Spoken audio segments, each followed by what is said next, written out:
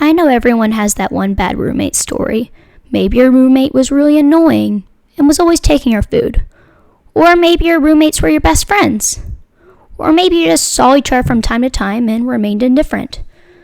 Oh man, I wish that last one was the case for me, but no. It was worse. To be honest, this video was supposed to be something totally different, but I'm going to save that video for another time, because I feel like there's someone out there who needs to hear this story. So let's talk about my emotionally manipulative roommate from college, including the time she called me when I was on vacation, out of state, acting like the house was on fire when she was really just not getting her way. But before we get into that, let's do our hey, what you drawing part of the video. The art is an art piece that I drew for this video. I'm usually not into drawing dark, angsty kind of stuff, but it felt fitting for this story time.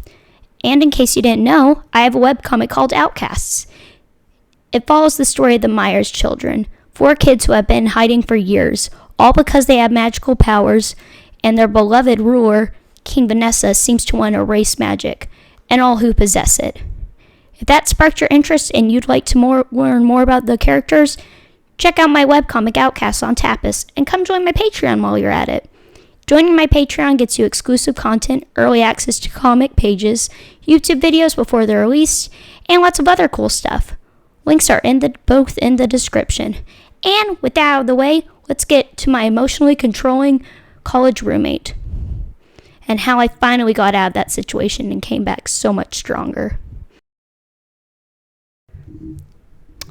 Honestly, I was going to call this video something else, because my roommate was manipulative, but also incredibly emotionally abusive, and I never used that term lightly either.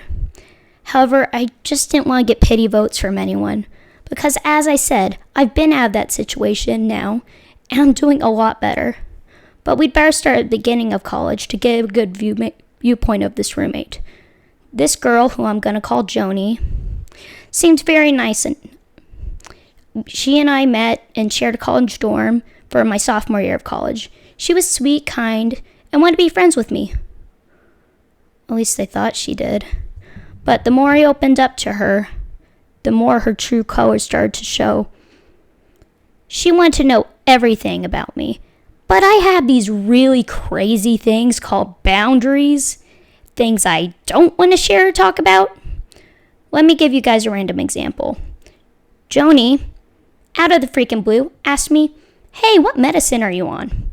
And I just about did a spit take, because what the freaking heck? I mean, yes, I have anxiety, but you don't just ask for someone something like that.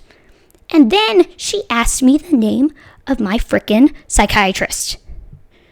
I should have seen the red flags back then. But for our junior year, we were supposed to live in an apartment as we were upperclassmen, and I had no other options. So we moved in with 2 other upperclassmates, who I'll just call... Who am I gonna call them?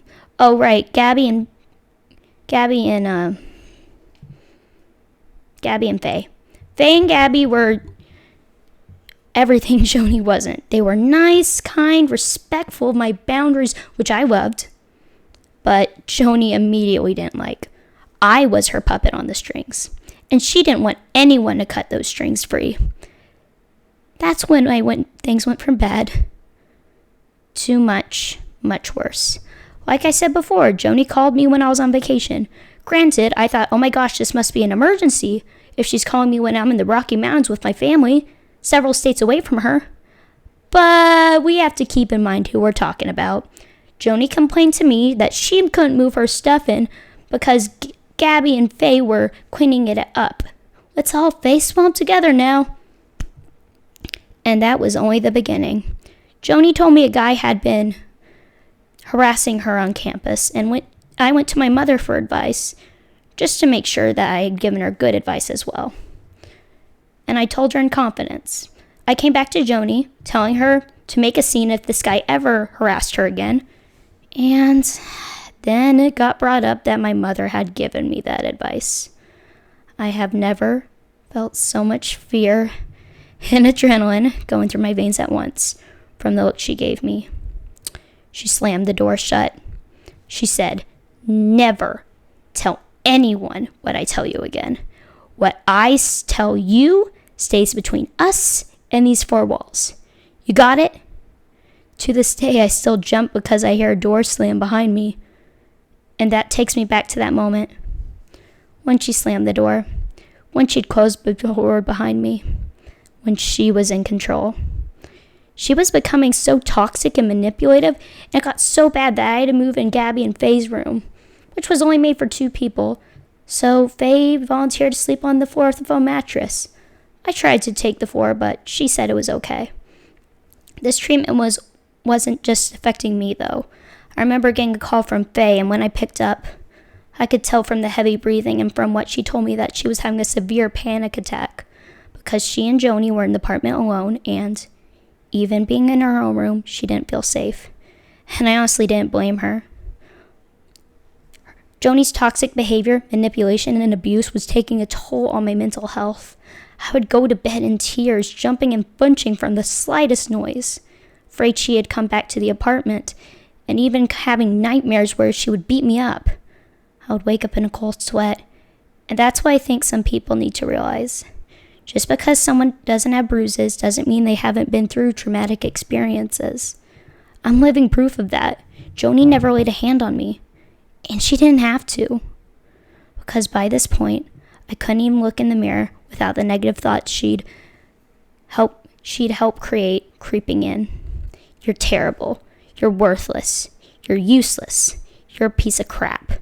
No one will ever take you seriously. And I believed them. Nonetheless, I knew this wasn't healthy and I needed to get out for my own safety and well-being. So my parents and I met at the financial aid department at my university. That's where they talk about tuition and all that good stuff. And that's when all 3 of us made a shocking discovery. Due to moving out of the apartment, and therefore no longer living on campus for my senior year, I'd be losing all my academic scholarships that I'd had since the freshman year. My mother and father were furious. Not at me, though, but at the situation and what financial aid was saying. But they knew that my mental health in this whole situation was awful and it wasn't right. And I needed to get out. So they paid full price for my senior year so that I could live at home away from Joni. And I could never thank them enough for that. Thank you so much, Mom and Dad. As soon as I got out of that apartment, I was filled with so much peace and happiness that I still to this day cannot fathom or explain. But I know in my heart that it was God looking out for me and making sure that I was okay. So here's my advice to you all. If you have been or are in a situation like this, please tell someone, talk to someone that you know, love, and trust. If I hadn't told my parents or the university about what Joni was doing, I would have spent my entire senior year in fear, self-hatred, and anxiety. And I might not be here today telling you this story as I am. So please understand what I wish I'd found out through this whole ordeal. And I wish someone would have told me. You are good enough, no matter what anyone says. And it's what you think and believe that matters. And that's a wrap for this video. Sorry for the bummer, but I told you this did have a happy ending. A special thanks to my Patreon members. You guys are the best. Thank you so much for supporting me in the making of my webcomic Outcasts and my artistic journey. Just a reminder, if you'd like to see more art like this or want to learn more about my webcomic Outcasts, you can check it out on Tapas and come join my Patreon for exclusive content. Again, joining my Patreon gets you exclusive content, early access to comic pages, YouTube videos before they're released, and lots of other cool stuff. Links to all this are in the description. Keep creating. Remember, you are good enough. And I will see you all in the next video. Cookcakes out.